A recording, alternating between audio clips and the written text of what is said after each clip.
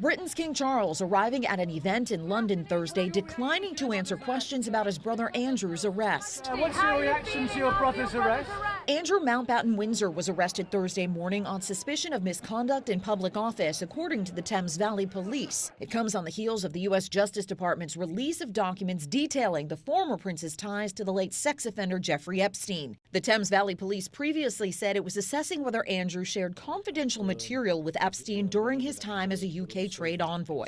It's a common law offence, and it requires a really high level of proof, because the potential penalty, the total potential penalty, the maximum penalty, is life imprisonment. The former prince has denied all accusations against him and has not commented on the more recent allegations of misconduct in public office. In a statement, King Charles said the law must take its course and pledged full support for the investigation. The arrest with the potential to send more shockwaves through the British monarchy and government. The first dramatic fallout that seems to be happening from the publication of these Epstein files seems to be, more than anything else, in the United Kingdom rather than in the United States, where the crisis began. Some lawmakers on Capitol Hill calling for similar accountability here in the U.S. Great Britain is holding its powerful and privileged to account. The United States of America should do the same. And the king is actually saying we need to follow the law here. I wish our government were doing the same.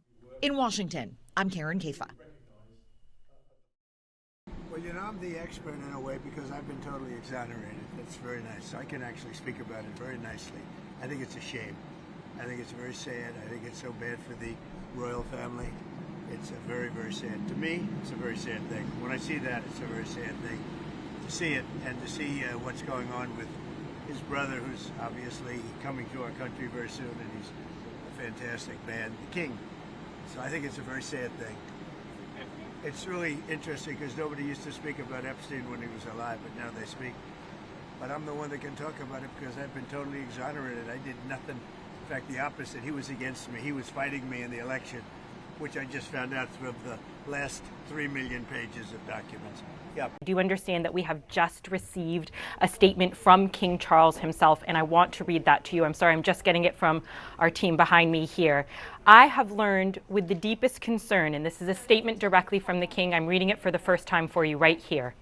I have learned with the deepest concern the news about Andrew Mountbatten-Windsor and suspicion of misconduct in public office. What now follows is the full, fair, and proper process by which this issue is investigated in the appropriate manner and by the appropriate authorities. In this, as I have said before, they have our full and wholehearted support and cooperation. Let me state clearly, the law must take its course. These are the words of King Charles. As this process continues, it would not be right for me to comment further on this matter. Meanwhile, my family and I will continue in our duty and service to you all. That is a statement. We just got it right now as I was going to air with you from King Charles, speaking about the arrest of his brother, Andrew Mountbatten-Windsor. Imagine your TV must be on. I cannot imagine what the coverage is like right now. Just your initial reaction to this news. This is completely and utterly extraordinary, unexpected, and damaging. The conversation here has been that this is scandalous, this has been brewing for a long time, but would they ever arrest a senior member of the royal family, even if he'd lost all his titles already, even if he was already in disgrace? He's still a privileged member of the royal family. And yet we've seen images of plainclothes police officers, unmarked police cars, going to, as the police say, the house of a gentleman in his 60s. He's actually celebrating his 66th birthday now, and being arrested for misconduct in public office. It is really unprecedented and extremely telling. And what do you think that the message is that's being sent by this? I mean, as you said, the allegations are what they are, but as you pointed out, this is a member who hails from the royal family, has a certain level of prestige, privilege, certainly, and that they would still carry out this arrest. What is the message you think that's trying to be sent here? It's a warning. And your words, privilege and prestige, are exactly right.